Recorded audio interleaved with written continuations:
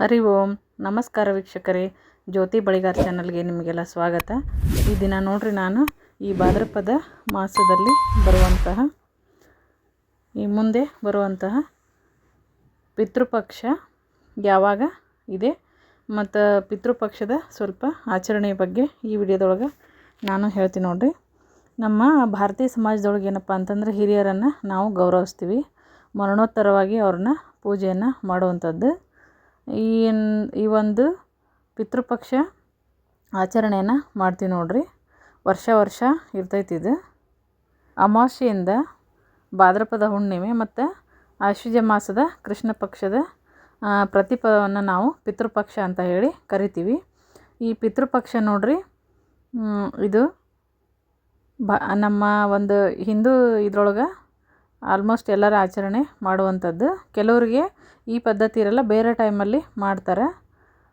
ಈ ಒಂದು ಪಿತೃಪಕ್ಷದಲ್ಲಿ ನೈವೇದ್ಯಗಳು ಪಿತೃಪಕ್ಷದಲ್ಲಿ ಬೀಳುವಂಥ ಮರಣದ ತಿಥಿಯಿಂದ ತಿಥಿ ಇರ್ತದಲ್ಲ ಅವಾಗರ ಮಾಡಬೇಕಾಗಿರುವಂಥ ಒಂದು ಇದು ಶ್ರಾದ್ದದ ರೂಪದೊಳಗೆ ಇರ್ತೈತಿ. ತಿಥಿ ಏನಾದರೂ ಗೊತ್ತಿಲ್ಲ ಅವರಿಗೆ, ಅವರು ಸತ್ತಿರೋ ತಿಥಿ ಗೊತ್ತಿಲ್ಲ ಅಂತಂದ್ರೆ ಈ ಒಂದು ಆಶ್ವಜ ಮಾಸದ ಅಮಾವಾಸ್ಯೆ ದಿವಸ ಪೂಜೆಯನ್ನು ಮಾಡ್ತಾರೆ.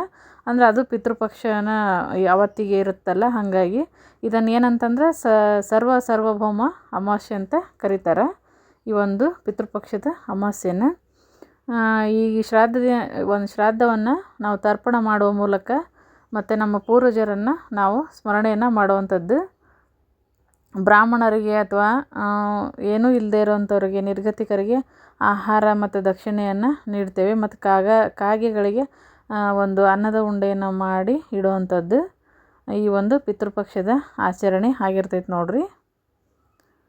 ಇದೇನಪ್ಪ ಅಂತಂದ್ರೆ 15 ದಿವಸ ಇರ್ತೈತಿ. ಈ ಒಂದು ಟೈಮಲ್ಲಿ ಬೇರೆ ಯಾವಾಗೂ ತೀರ್ಕೊಂಡಿದ್ರು ಸಹ ನಮ್ಗೆ ಅವಾಗ ಮಾಡಿಲ್ಲ ಅಥವಾ ಆ ತಿಥಿ ದಿವಸ ನಮ್ಗೆ ಮಾಡೋಕ್ಕಾಗಲ್ಲ ಅನ್ನೋರು ಈ ಒಂದು ಪಿತೃಪಕ್ಷದ ಒಂದು ಅಷ್ಟು ದಿವಸದಲ್ಲಿ ಯಾವುದಾದ್ರೂ ಒಂದು ದಿನ ಅವ್ರಿಗೆ ಯಾವಾಗ ಅನುಕೂಲ ಆಗುತ್ತೋ ಆವಾಗ ಒಂದು ದಿನ ಈ ಒಂದು ಇದನ್ನು ಮಾಡುವಂಥದ್ದು,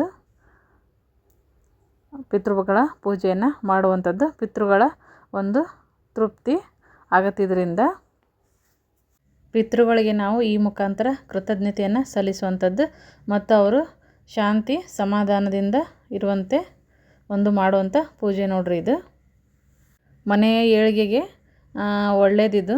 ಇಲ್ಲಾಂದರೆ ಬೇರೆ ರೀತಿ ಸ್ವಲ್ಪ ಸಮಸ್ಯೆ, ತಿಥಿ ಅಥವಾ ಇದು ಒಂದು ಪಿತೃಪಕ್ಷದಲ್ಲಿ ಯಾವುದಾದ್ರೂ ಒಂದನ್ನು ನಾವು ಮಾಡಲೇಬೇಕು. ಈ ಪಿತೃಗಳಿಗೆ ಮಾಡುವಂಥದ್ದು ಕೂಡ ಒಂದು ನಮ್ಮದು ಕರ್ತವ್ಯ ಅಂತ ಹೇಳ್ಬೋದು ನೋಡ್ರಿ. ಇದು 15 ದಿನ ಈ ಪಿತೃಪಕ್ಷ ಇರ್ತದೆ. ಈ 15 ದಿನ ಬೇರೆ ಯಾವ ಶುಭ ಕಾರ್ಯವನ್ನು ಸಹ ಮಾಡೋದಿಲ್ಲ ನೋಡ್ರಿ. 15 ದಿವಸ ಈ ಪಿತೃಗಳಿಗಂತಲೇ ಮೀಸಲಾಗಿರುವಂತಹ ದಿನಗಳಿವು. ಕೆಲವು ಕಡೆ ನೋಡ್ರಿ ಯುಗಾದಿ ಟೈಮಲ್ಲಿ ಹಿರಿಯರಂತ ಮಾಡ್ತಾರೆ, ಆವಾಗ ಪಿತೃಗಳ ಪೂಜೆಯನ್ನು ಮಾಡೋದು.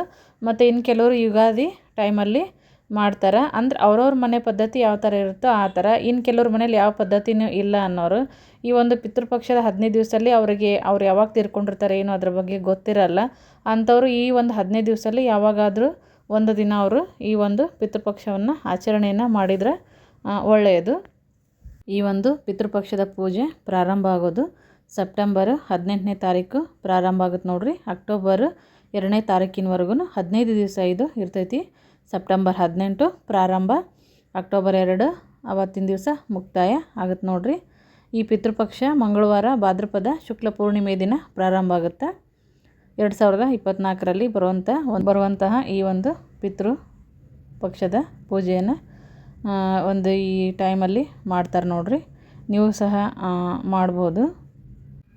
ಬುಧವಾರ ಅಮಾವಾಸ್ಯೆ ಇರೋದ್ರಿಂದ ಆ ಒಂದು ಅಮಾವಾಸ್ಯೆಯನ್ನು 2024 ಬುಧವಾರ ಅಮಾವಾಸ್ಯೆ ಸರ್ವ ಪಿತೃ ಅಮಾವಾಸ್ಯೆ ತಿಥಿ ಅಂತ ಕರಿತೀವಿ. ಆಶ್ವಜ ಮಾಸದ ಕೃಷ್ಣ ಪಕ್ಷದ ಅಮಾವಾಸ್ಯೆಯಿಂದ ಇದು ಪ್ರಾರಂಭ ನೋಡ್ರಿ. ಮತ್ತು ಈ ಟೈಮಲ್ಲಿ ತರ್ಪಣವನ್ನು ಬಿಡ್ತಾರೆ, ಆಮೇಲೆ ದಾನವನ್ನು ಕೊಡ್ತಾರೆ. ಅತ್ಯಂತ ಶ್ರೇಷ್ಠವಾದದ್ದು ನೋಡ್ರಿ. ಈ ಒಂದು ಮಾಹಿತಿ ನಿಮಗೆ ಇಷ್ಟವಾಗಿತ್ತಂದ್ರೆ ವಿಡಿಯೋಕ್ಕೊಂದು ಲೈಕ್ ಕೊಡಿರಿ. ಮತ್ತೆ ಮುಂದಿನ ಒಂದು ಮಾಹಿತಿಯೊಂದಿಗೆ ಮತ್ತೆ ಬರ್ತೀನಿ. ಈ ವಿಡಿಯೋ ಇಷ್ಟ ಆಗಿದ್ರೆ ಲೈಕ್ ಕೊಡಿ ಮತ್ತು ಶೇರ್ ಮಾಡಿ, ಕಾಮೆಂಟ್ ಹಾಕಿರಿ. ನಮ್ಮ ಚಾನಲ್ಗೆ ಸಬ್ಸ್ಕ್ರೈಬ್ ಆಗಿರಿ ಫ್ರೆಂಡ್ಸ್. Thank you.